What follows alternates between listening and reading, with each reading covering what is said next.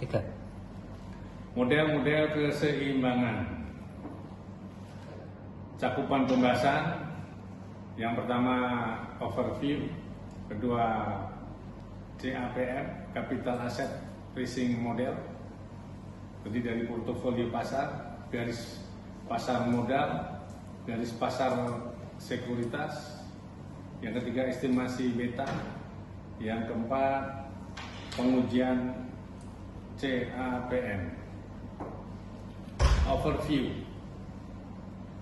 Model dapat digunakan sebagai alat untuk memahami suatu permasalahan yang kompleks dalam gambaran yang lebih sederhana.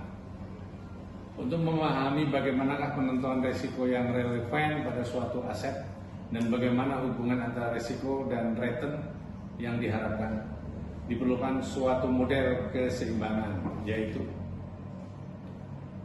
dua model keseimbangan. Garis panah merah kanan Capital Asset Pricing Model CAPM, garis panah hijau ke kiri Arbitrage Pricing Theory APT. Capital Asset Pricing Model CAPM. CAPM adalah model hubungan antara tingkat return harapan dari suatu aset berisiko dengan risiko dari aset tersebut pada kondisi pasar yang seimbang. CAPM dibangun di atas fondasi teori portofolio Markowitz.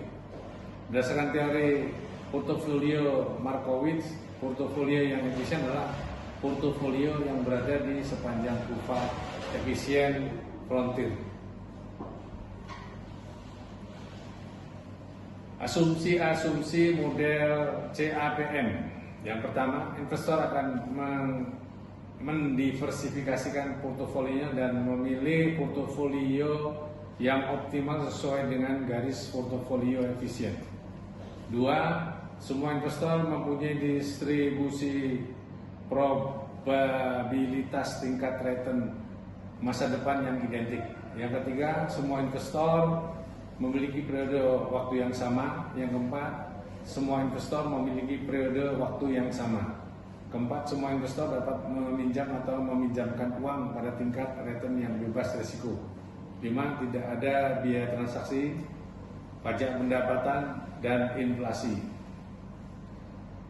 Portofolio pasar. Pada kondisi pasar yang seimbang, semua investor akan memilih portofolio pasar, portofolio optimal yang berada di sepanjang kurva efisien frontier. Dalam kondisi pasar yang seimbang, semua investor akan memilih portofolio pada tingkat M sebagai portofolio yang optimal, terdiri dari aset-aset berisiko. Portofolio pada titik M, portofolio pasar akan selalu terdiri dari semua aset berisiko dan merupakan portofolio aset berisiko yang optimal. Dengan demikian, risiko portofolio pasar hanya terdiri dari risiko sistematis atau risiko yang tidak dapat dihilangkan oleh diversifikasi. Garis pasar modal, capital market line. Garis pada pasar modal menggambarkan hubungan antara return harapan dengan risiko total dari portofolio efisien pada pasar yang seimbang. Jika kurva efisien frontier pada gambar 6.1 dihilangkan dan titik M sebagai portofolio aset berisiko yang optimal diambil, maka kita akan mendapatkan garis RL yang merupakan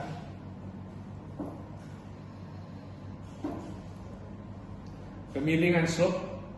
CMM menunjukkan harga pasar risiko market price of risk untuk portofolio yang efisien atau harga keseimbangan risiko di pasar.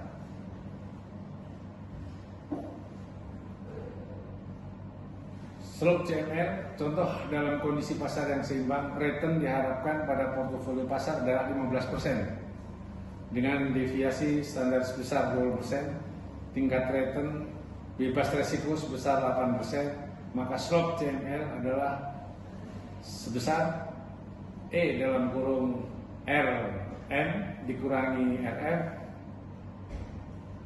dibagi QM sama dengan slope CMR. Dengan mengetahui slope CMR dan garis intercept RF, maka kita dapat membentuk persamaan CML menjadi